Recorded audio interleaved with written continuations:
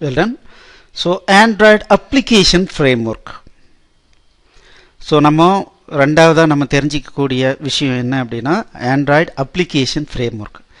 So frameworkனு நம்ம ஏற்கனவே சொன்னோம். So frameworkனா ரெடிமேடா சில ஃபோல்டர் ஸ்ட்ரக்சர், சில ரெடிமேட் கிளாஸஸ், சில பேக்கேஜஸ், இந்த மாதிரி தான் இங்கே தான் வந்து கோடிங் எழுதணும், இங்கே தான் வந்து நீங்கள் கோடிங்கை வந்து மாடிஃபை பண்ணணும், இந்த மாதிரி நிறைய விஷயங்களை ரெடிமேடாக பண்ணியாச்சு. ஸோ நம்ம அந்த பேட்டர்னை ஃபாலோ பண்ணி தான் நம்ம கோடிங்கை எழுதணும். ஸோ அதை தான் என்ன சொல்கிறோன்னா ஃப்ரேம் ஒர்க்குன்னு சொல்கிறோம்.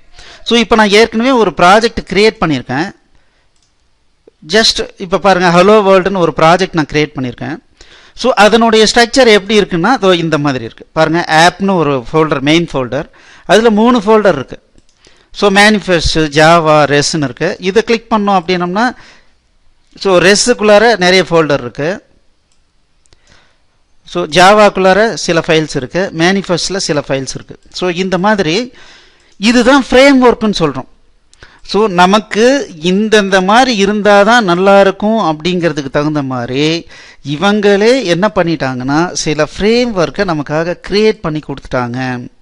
ஸோ இதை பேஸ் பண்ணி தான் நம்ம கோடிங்கை கரெக்டாக எங்கே போய் எழுதணும், எங்கே போய் எழுதக்கூடாது, என்னென்ன பண்ணணுன்றதை நம்ம புரிஞ்சிக்கணும். அதை புரிஞ்சிக்காமல் சும்மா எங்கே வேணாலும் போய் நம்ம மாடிஃபை பண்ணுறதோ கோடிங் ஆட் பண்ணுறதோ பண்ண முடியாது. ஸோ இப்போ அப்ளிகேஷன் ஃப்ரேம் ஒர்க் அப்படிங்கிறது என்னன்றது ஒரு ஐடியா கிடச்சிது. ஸோ ஜஸ்ட் ஒரு ப்ராஜெக்டை க்ரியேட் பண்ணிங்கன்னா பை டிஃபால்ட்டு அதுலேயே ஏகப்பட்ட ஃபோல்டர் ஸ்ட்ரக்சர்ஸு, அதுக்குள்ளார சில ஃபைல்ஸு, இது எல்லாமே டிஃபால்ட்டாக அவனே கொடுத்துருவான். நமக்கு வேணும்னா அதை போய் மாடிஃபை பண்ணிக்கலாம்.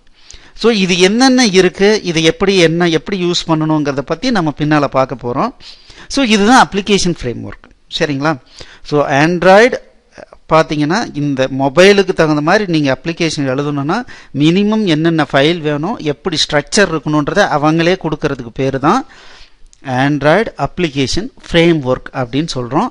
அந்த ஃப்ரேம் ஒர்க்கை பேஸ் பண்ணி தான் நம்ம அப்ளிகேஷனை பில்டு பண்ண போகிறோம்.